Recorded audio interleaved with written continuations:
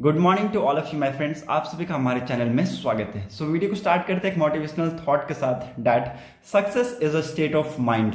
If you want success start thinking of yourself as a success. So with this thought I welcome you all in our channel daily current affair by the study tech. Video को start करने से पहले मेरी आप सभी से request होगी कि अगर आपको वीडियो पसंद आता है सो वीडियो को लाइक शेयर और चैनल को जरूर सब्सक्राइब कर लीजिएगा ताकि आपको हमारी वीडियो की नोटिफिकेशन सबसे पहले मिल जाए।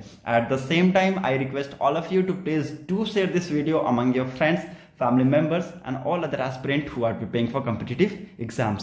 Okay, so without wasting the time, let's move on to the important news analysis. The very first important news from the Business Standard, where the World Bank has recently published a report regarding the extreme poverty of India declines by 12.3% in 2011-2019।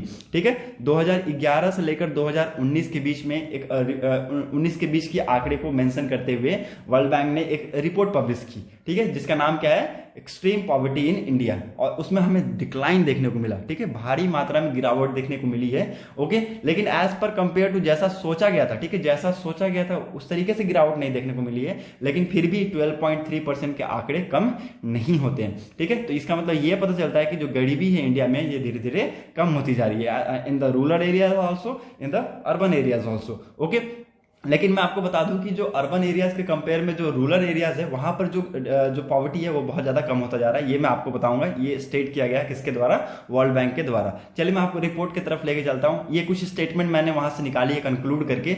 Now मैं आपको एक एक करके बताऊंगा, आप please लिखते जाइए इसको। Okay, so the very first important line that is poverty in India कितने परसेंट से, 12.3% से गिरावट देखने को मिली एज पर compare to 2011 data.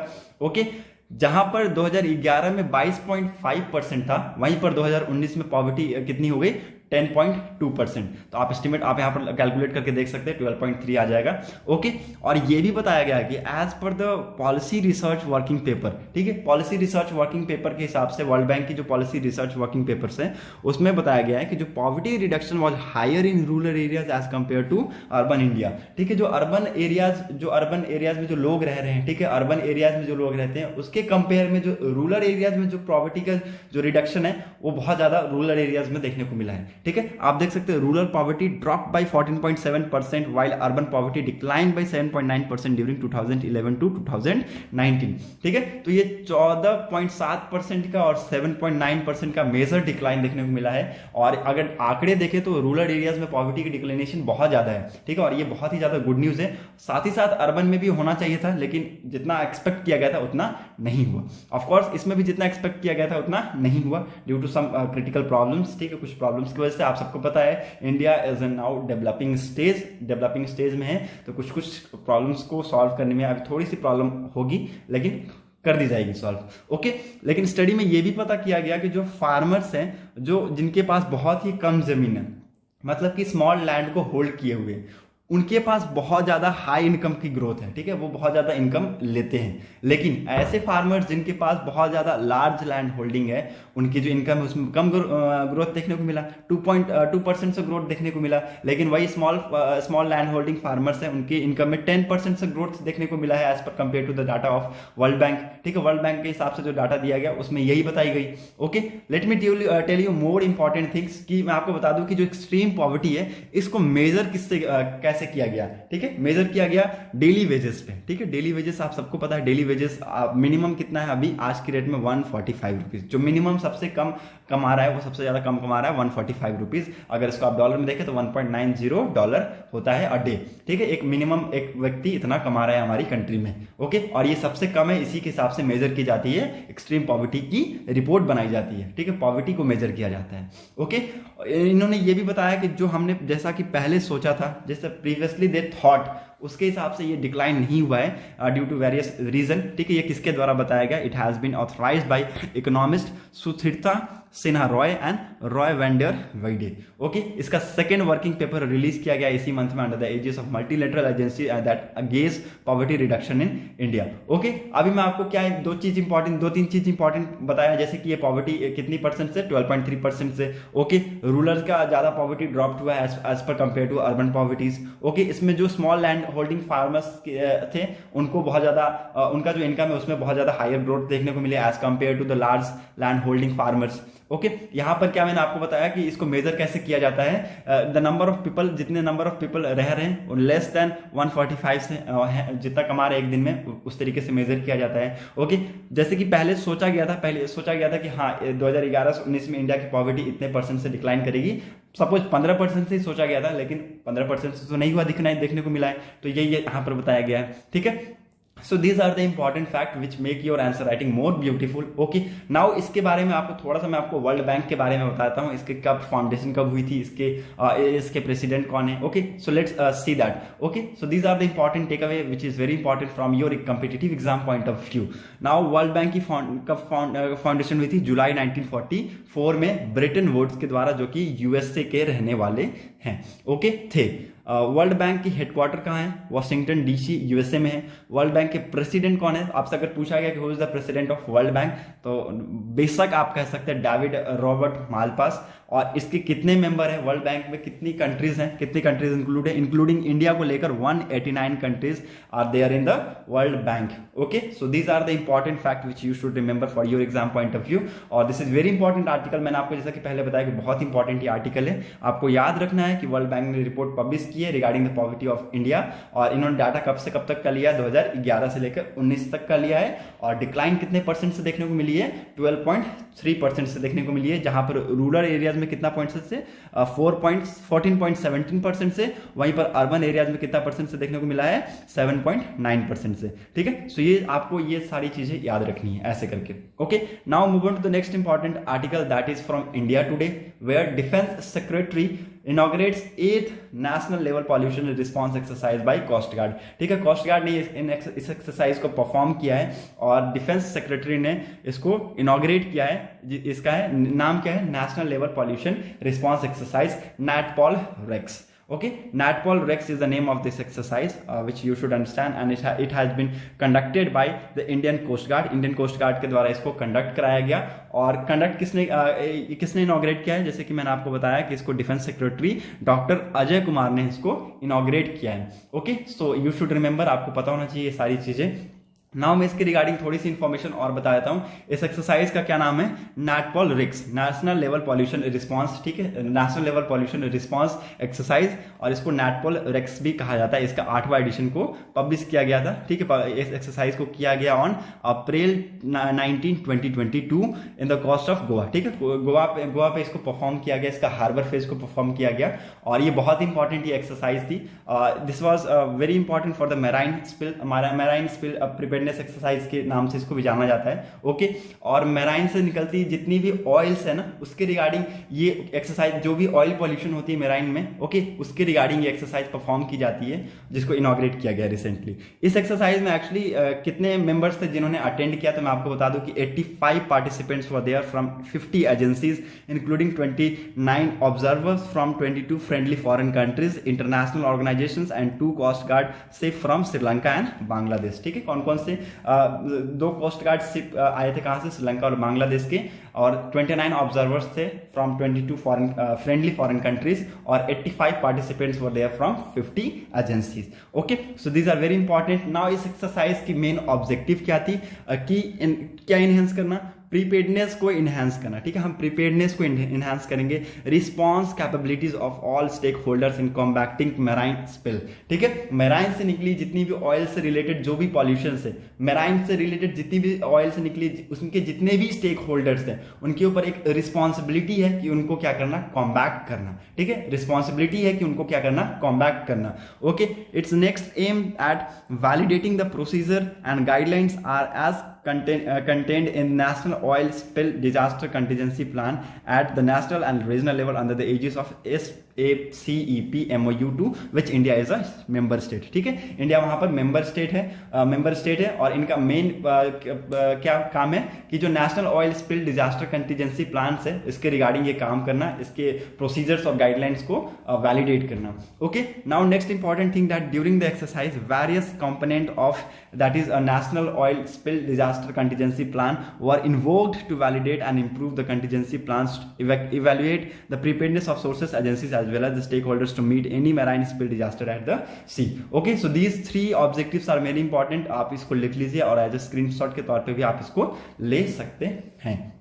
Okay, so these two articles are very important for today's. Okay, so remember this thing that Defense Secretary recently inaugurated 8th level national level pollution response exercise by Indian Coast Guard, जिसका नाम क्या है, NATPOL REX 8.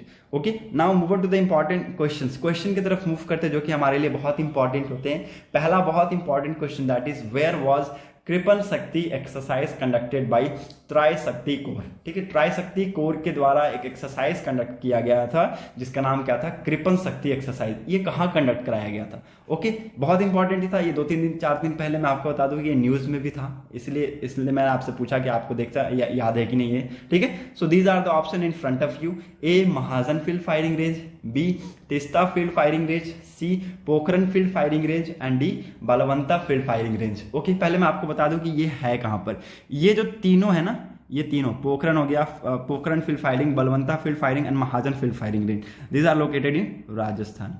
These are located in Rajasthan. Okay, और ये जो Teesta field firing range है ना, it is located in West Bengal. ठीक है, Teesta field firing range is located in West Bengal, whereas the Mahajan field firing range, Pokhran field firing range and Balwanta field firing range is located in Rajasthan. Okay, so मैं आपको इसका answer भी बताता हूं.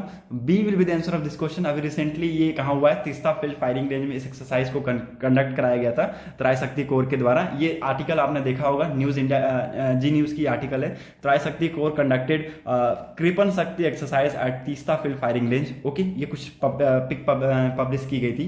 ओके, ये एक्चुअली किया क्यों गया था और ये हुआ कब था? ओके, इसको 12 अप्रैल 2022 में परफॉर्म किया गया था इस एक्सरसाइज को, जिसका मेन मकसद क्या था, मेन मकसद at orchestrating and synergising the capabilities of Indian army. Okay है, इंडियन आर्मी की कैपेबिलिटीज को ऑरेंज चेस्टर करना और सिंथेसाइज करना. Okay, and the central armed police force to fight an integrated battle. ठीक है, जो भी इंटीग्रेटेड बैटल जितनी भी होती है उनसे सेंट्रल आर्म्ड पुलिस फोर्स को प्रिपेयर करना फाइट के लिए. Okay, unit of the tri Shakti corps demonstrated their capabilities to hit hard and swift with precision during exercise.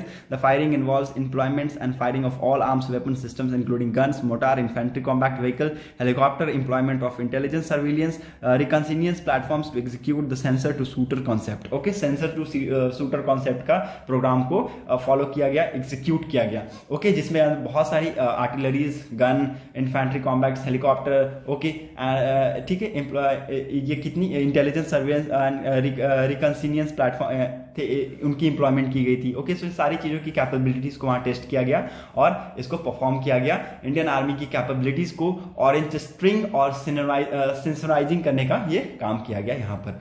Okay, so these it's was very important question. आपको पता होना चाहिए कि coupon Shakti exercise जिसको कंडक्ट कराया गया कहां पर, तीस्ता फील्ड फायरिंग रेंज में. Now move on to the next important question that is where is the WHO global centre for traditional medicine located in India. ठीक है, WHO की रिसेंटली अभी रिसेंटली इनॉग्रेट किया है global centre for traditional medicine. ये कहां पर inaugurate किया गया है? ओके, ये आपको बताना है. These are the option in front of you. A Mumbai, B Varanasi, C Jamnagar and D Kochi. Okay, I am going to give the answer. C will be the answer of this question. Recently हमारे prime minister Narendra Modi ji के द्वारा एक foundation नींव रखी गई. ठीक है, नींव रखी गई किसकी?